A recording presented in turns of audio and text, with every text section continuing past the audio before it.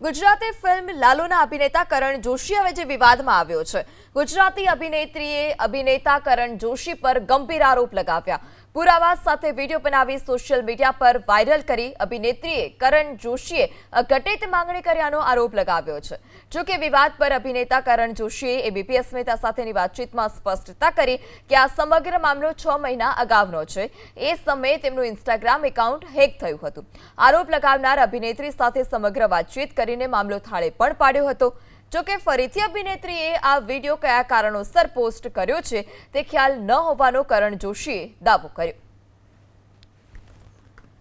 જે માણસ પોતાનો નંબર XYZ ફિયરના કારણે શેર ના કરી શકતા હોય એ માણસ પોતાનો ફોન કેમ આપી દે બીજા માણસને કે કોઈ ફ્રેન્ડને? That's a question, right? Close friend જ હશે તો જે પણ હોય તમારો ક્લોઝ ફ્રેન્ડ, ગૌરવ પાસવાના ऐसा कुछ तो नाम है उसका, તો એને કે જેવી રીતે તું મને ઓળખે છે કે ભાઈ મૂવીમાં મેં જે કેરેક્ટર કર્યું એ તો બહુ મસ્ત, બહુ સારી રીતે મેં એક એક્ટ કર્યું છે, એવી જ રીતે નેહલ વાડોલિયા એની વેબ સિરીઝમાં એક્ટિંગ કરે છે। શું કરે છે? એક્ટિંગ।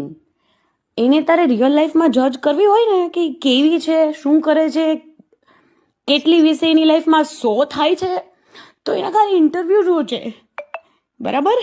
એને કહેજો કે ખાલી એના ઇન્ટરવ્યૂ અને એના પોડકાસ્ટ જો છે, અને એ ના ખબર પડતી ને, અરે ચલો એમ ના ખબર પડે ને તો એ માણસ મતલબ એને બુદ્ધિ નહીં, બુદ્ધિમાં કંઈક ઓછું હોય છે।